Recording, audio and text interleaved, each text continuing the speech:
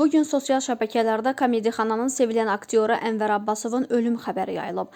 Azxəbər.com aktyorun özü ilə əlaqə saxlayıb. Xəbəri bizdən eşidən aktyor yalan məlumatı yayan insanları qınayıb. Xəbəri sizdən eşidirəm, təəssüf edirəm, çox şükür Allaha sağ-salamatam. Belə yalan məlumat yayanlara ayıb olsun. Hüquq mühafizə orqanlarından mənə zəng etdilər ki, sizi skuterlə vuran şəxs müəyyən edilib. Həmin şəxs mənə səsli qeyd göndərərək üzr istədi. Mən danışa bilmədim, ailə üzvlərim danışdı.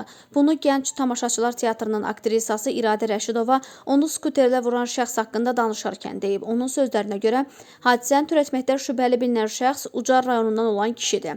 Mənə deyir ki, kasıb adamam, kuryer işləyirəm, borclarım var, kirayədə yaşayıram. Şikayətimi geri götürməyimi xahiş edir. Skuterlə vuran şəxsin həyat yoldaşı mənə bildirir ki, hadisə zamanı həyat yoldaşı mənə su gətirib yardım etmək istəyib, amma qəbul etməmişəm.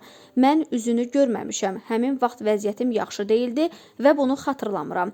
Məndən şikayətimi geri götürməyi xahiş edir. O aldığı xəsarətlərlə bağlı da danışıb. Kəllə sümüyümün xətti sınıb. Həkimlər deyir ki, 5-6 aya bərpa olunacaq. Hazırda əsas mübarizəm öz sağlamlığımdır. Allaha şükür edirəm ki, sağ qalmışam. Bəlkə yataq xəstəsi olardım. O zaman vəziyyət necə olardı?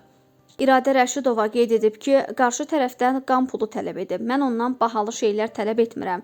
Sadəcə qan pulu tələb etmişəm. Amma qapıdan içəri belə girməyiblər. Mən başa düşürəm, eyni hadisəni mənim yaxınlarımın da başına gələ bilər. Amma mən düşünürəm ki, onlar mütləq xəsarət alan şəxsi ziyarət edərdilər. Aktrisa şikayətini geri götürməyi də istisna etməyib. Ola bilər ki, şikayətimi geri götürüm. Qeyd edək ki, iyunun 6-sında aktrisa Səbail rayon ərazisində skuter sürən şəxs tərəfindən vurulub. O, Respublika Neyrocərrahiyyə xəstəxanasına yerləşdirilmişdi. Hazırda ev şəraitində müalicəsini davam etdirir.